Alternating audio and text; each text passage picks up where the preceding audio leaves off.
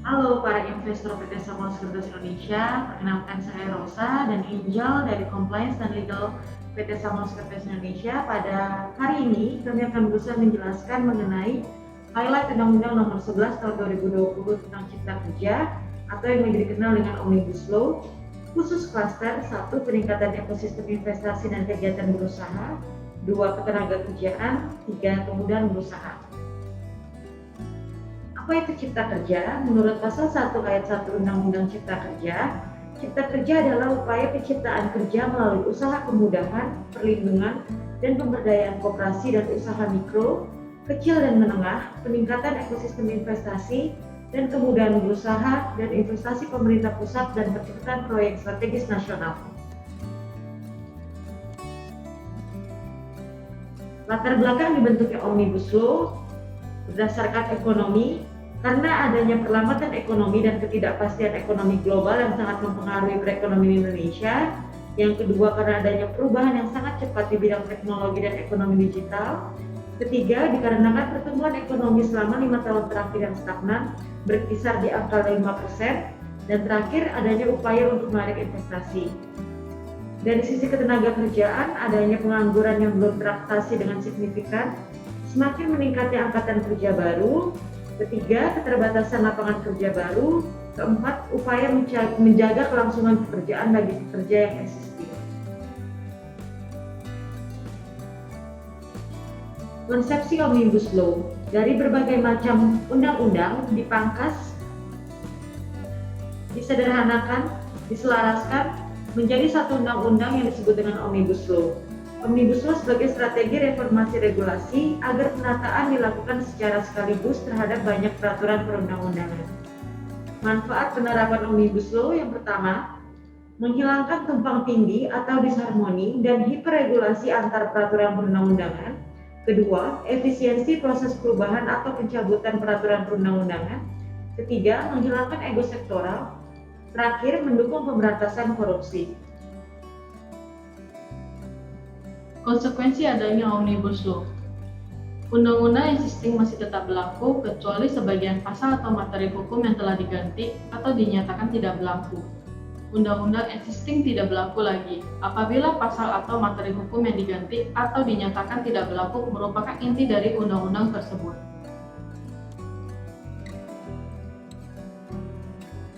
Tujuan Undang-Undang Cipta Kerja berdasarkan pasal 3, yaitu 1.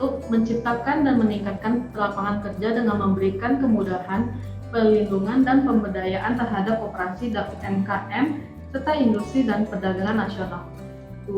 Menjamin setiap warga negara memperoleh pekerjaan serta mendapat imbalan dan perlakuan yang adil dan layak dalam hubungan kerja.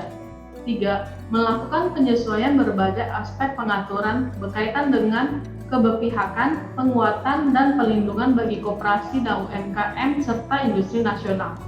4. Melakukan penyesuaian berbagai aspek pengaturan yang berkaitan dengan peningkatan ekosistem investasi, kemudahan dan percepatan proyek strategis nasional yang berorientasi pada kepentingan nasional yang berlandaskan pada ilmu pengetahuan dan teknologi nasional dengan berpedoman pada haluan ideologi Pancasila.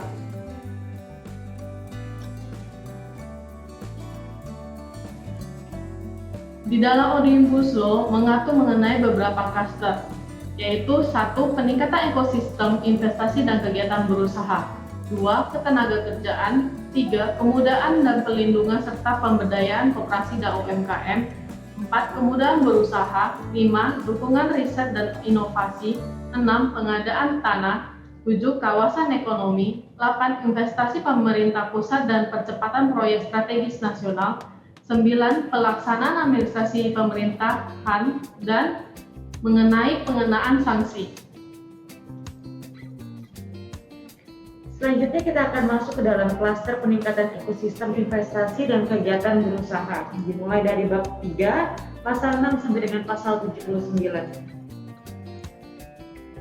Yang menjadi ruang lingkup peningkatan ekosistem investasi dan kegiatan berusaha yang pertama adalah penerapan perizinan berusaha berbasis risiko, di mana adanya tingkat risiko dan peringkat skala usaha diperoleh berdasarkan penilaian tingkat bahaya, mencakup kesehatan, keselamatan, lingkungan dan atau pemanfaatan dan pengelolaan sumber daya, dan potensi terjadinya bahaya. Tingkat risiko dibagi menjadi 3, yaitu kegiatan usaha berisiko rendah, menengah, dan tinggi. Yang kedua, penyederhanaan persyaratan dasar perizinan berusaha, meliputi yang pertama, kesesuaian kegiatan pemanfaatan ruang, kedua, persetujuan lingkungan dan persetujuan bangunan gedung dan sertifikat layak fungsi. Ketiga, penyederhanaan perizinan berusaha sektor. Terdapat 15 sektor antara lain terdiri dari sektor kelautan dan perikanan, pertanian, kehutanan, energi dan sumber daya mineral, ketenaga nukliran, perindustrian, perdagangan, meteorologi legal, jaminan produk halal, dan standarisasi penilaian kesesuaian, pekerjaan umum dan perusahaan rakyat, transportasi, dan lain-lain. Yang keempat adalah mengenai penyederhanaan persyaratan investasi sektor tertentu, di mana mempermudah masyarakat, terutama pelaku usaha, berinvestasi pada sektor tertentu. Beberapa penyederhanaan persyaratan investasi sektor tertentu. Mengenai sektor 1, mengenai sektor penanaman modal yang berdampak pada Undang-Undang Nomor 25 Tahun 2007 tentang penanaman modal. Kedua, pada sektor perbankan berdampak pada Undang-Undang Nomor 7 Tahun 1992 tentang perbankan. Ketiga, sektor perbankan syariah yang berdampak pada Undang-Undang Nomor 21 Tahun 2008 tentang perbankan syariah.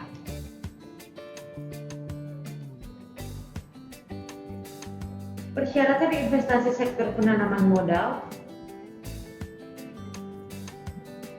1. Mengenai bidang usaha tertutup, di mana kegiatan yang hanya dapat dilakukan oleh pemerintah pusat, yaitu budidaya dan narkotika golongan 1, segala bentuk perjudian dan atau kasino, penangkapan spesies ikan yang tercantum dalam CITS, pemanfaatan atau pengambilan koral dan karang dari alam, industri pembuatan senjata kimia, dan terakhir industri bahan kimia dan industri bahan perusak lapisan ozon.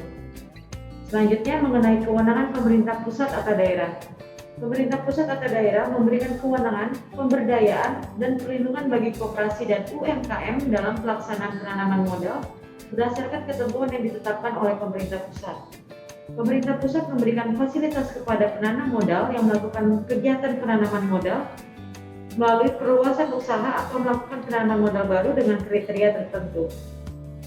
Yang terakhir mengenai kemudahan berinvestasi, yaitu status pemegang modal asing hanya dikaitkan dengan batasan kepemilikan saham asing, dan yang terakhir untuk kegiatan usaha UMKM dapat bermitra dengan modal asing. Selanjutnya pembahasan mengenai klaster ketenagakerjaan yang dimulai dari bab 4 pada pasal 80 sampai dengan pasal 84 mengenai Undang-Undang 13 Tahun 2003 tentang ketenagakerjaan. Omnibus Law bagi ekosistem ketenagakerjaan dapat dilihat melalui struktur ketenagakerjaan Indonesia pada Agustus 2019, di mana penduduk usia kerja terdapat 197,91 juta orang yang terbagi dari 133,56 juta orang merupakan angkatan kerja dan 64,35 juta orang bukan angkatan kerja. Angkatan kerja dibagi menjadi dua, 126,51 juta orang merupakan pekerja dan 7,05 juta orang merupakan pengangguran. Omnibus Law bagi ekosistem ketenagakerjaan dapat dilihat dari peningkatan kesejahteraan tenaga kerja dengan program 1. Kartu Prakerja, kedua, peningkatan manfaat jaminan kecelakaan kerja dan kematian, ketiga, penyediaan perumahan kerja, kedua, penciptaan perluasan dan lapangan pekerjaan untuk membuka lapangan kerja baru dan menampung pekerja baru dengan menarik investor baru baik di dalam maupun di luar negeri. Yang terakhir merupakan perlindungan pekerja, meningkatkan perlindungan kepada pekerja secara menyeluruh. Selanjutnya, mari kita bahas mengenai upah minimum. Pokok-pokok kebijakan terkait upah minimum. Upah minimum tidak turun dan tidak dapat ditangguhkan. Kenaikan upah minimum memperhitungkan pertumbuhan ekonomi daerah.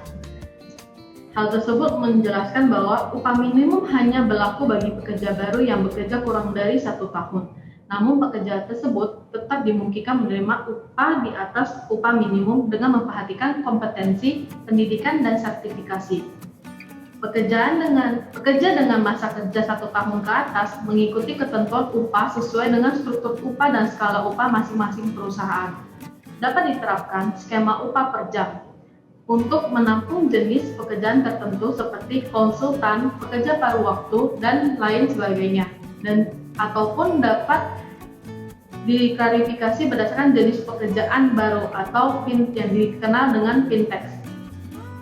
Skema upah per jam juga dapat memberikan hak dan pelindungan bagi jenis pekerja tersebut dengan perlu pengaturan upah berbasis jam kerja yang tidak menghapus ketentuan upah minimum. Pembahasan kedua mengenai pemutusan hubungan kerja atau PHK. Pokok-pokok kebijakan terkait PHK, yang pertama, tetap memberikan perlindungan bagi pekerja yang terkena PHK. Kedua, pengusaha tidak bisa mem-PHK tanpa persetujuan pekerja. Ketiga, pekerja yang terkena PHK tetap mendapatkan kompensasi PHK. Penjelasannya adalah, yang pertama, pemerintah menambahkan jaminan kehilangan pekerjaan atau JKP untuk perlindungan bagi pekerja yang terkena PHK. JKP memberikan manfaat berupa, yang pertama, cash benefit, yang kedua, vocational training, ketiga, job placement access. Selanjutnya, penambahan manfaat JKP tidak menambah beban iuran bagi pekerja dan perusahaan. Pekerja yang mendapatkan JKP tetap akan mendapatkan jaminan sosial lainnya yang berupa jaminan kecelakaan kerja atau JKK, jaminan hari tua atau JHT, jaminan pensiun atau JP, jaminan kematian atau JKM. Untuk memberikan perlindungan bagi pekerja kontrak, diberikan perlakuan dalam bentuk kompensasi pengakhiran hubungan kerja.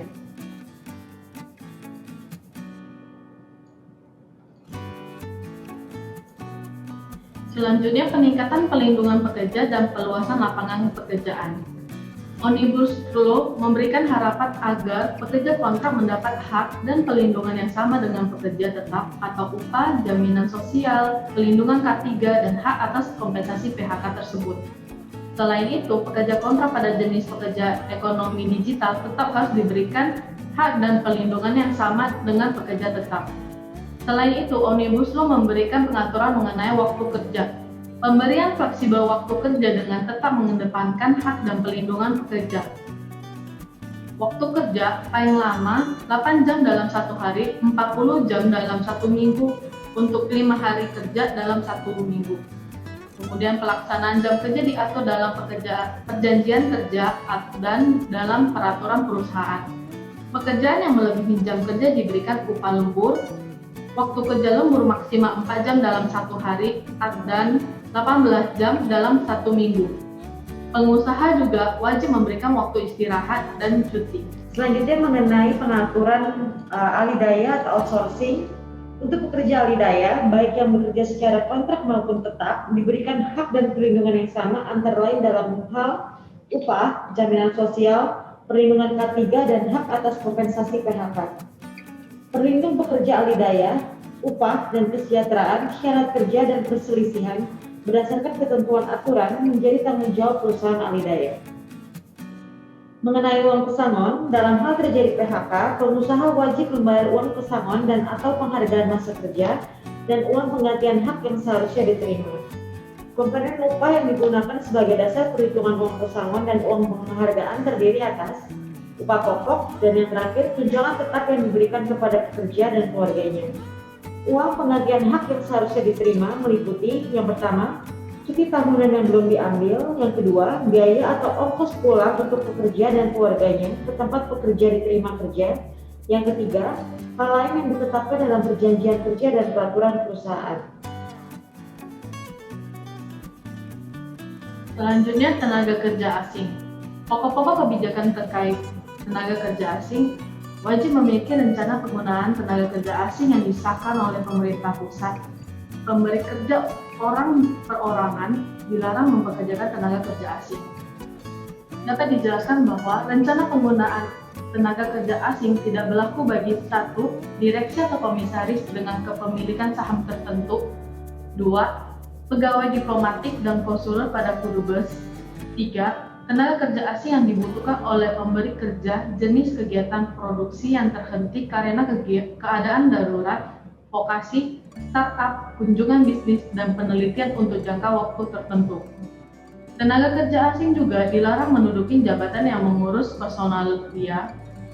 Kemudian, pemberi tenaga kerja asing memiliki kewajiban 1. Menunjuk tenaga kerja warga negara Indonesia sebagai pendamping tenaga kerja asing yang dipekerjakan untuk alih teknologi, ahli keahlian dari tenaga kerja asing tersebut. Kedua, melaksanakan pendidikan dan pelatihan kerja bagi tenaga kerja warga negara Indonesia yang menjadi pendamping sesuai dengan kualifikasi jabatan yang diduduki oleh tenaga kerja asing. Ketiga, memulangkan tenaga kerja asing ke negara asalnya setelah hubungan kerja berakhir. Selanjutnya mengenai kelas kemudahan berusaha yang dimulai dari bab 6 pada pasal 105 sampai dengan pasal 118. Terkait dengan kemudahan berusaha, yang pertama kita akan membahas mengenai dampak Omnibus Law dalam kemudahan berusaha. Yang pertama, kemudahan pendirian badan usaha. Penghapusan persyaratan modal sebesar 50 juta rupiah untuk pendirian perseroan terbatas atau yang lebih dikenal dengan PT. Jumlah modal yang disetorkan ke dalam PT diserahkan kepada keputusan pendiri perseroan. Selanjutnya, PT yang memenuhi kriteria UMK dapat didirikan oleh perseorangan yang tidak memerlukan akta pendirian. Cukup berdasarkan surat pernyataan pendirian perseroan yang disahkan secara elektronik oleh Menteri Hukum dan HAM, di mana biaya pengesahan dapat dibebaskan. Di sisi kemudahan dalam proses, yang pertama terkait dengan keimigrasian, investasi dapat sebagai jaminan untuk izin tinggal sementara atau izin tinggal tetap. Yang kedua, kemudahan untuk tetap mendapatkan visa untuk kegiatan maintenance, startup, kunjungan bisnis dan penelitian. Terakhir, ketentuan wajib daftar perusahaan tidak berlaku dengan adanya pendaftaran melalui perizinan elektronik atau OSS. Selain itu, dalam peningkatan pendanaan investasi. 1.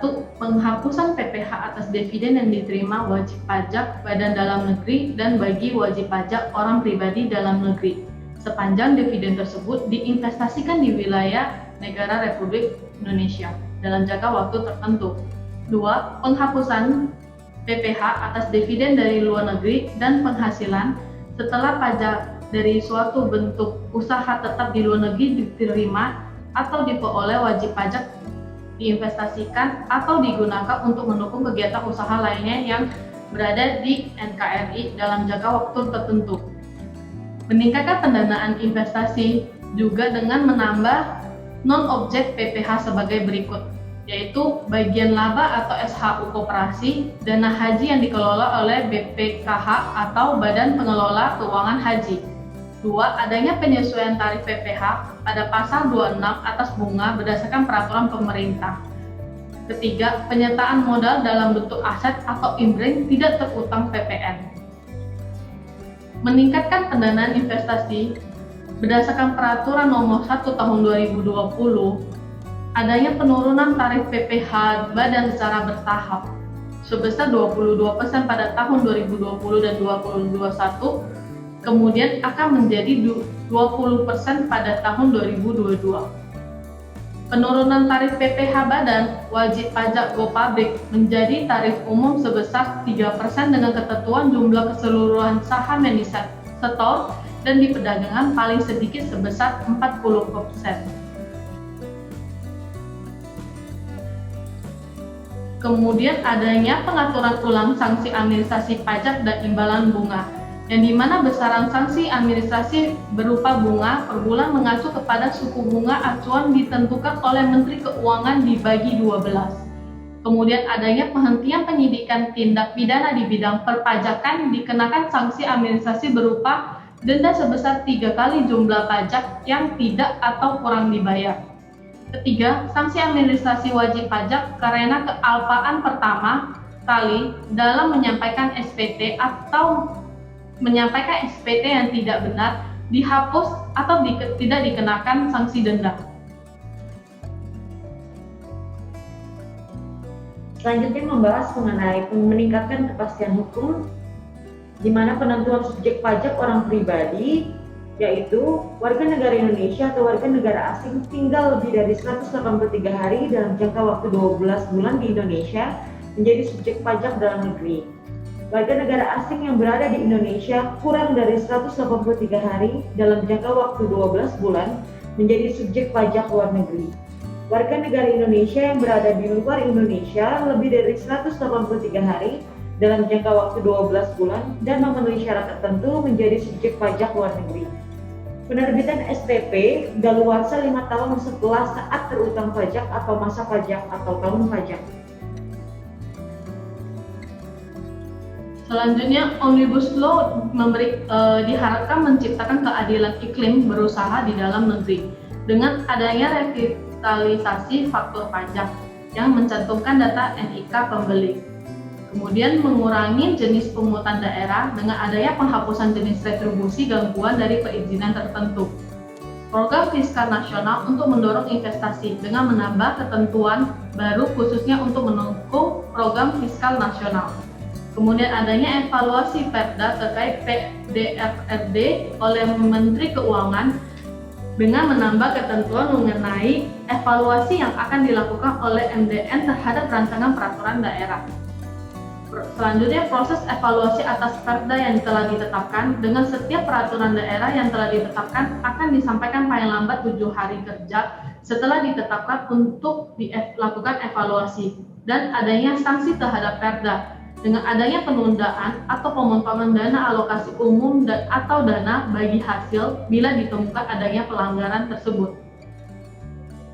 Sekian presentasi dari kami, semoga presentasi ini bermanfaat bagi Bapak Ibu dalam melakukan investasi di PT Samuel Sekuritas Indonesia. Terima kasih.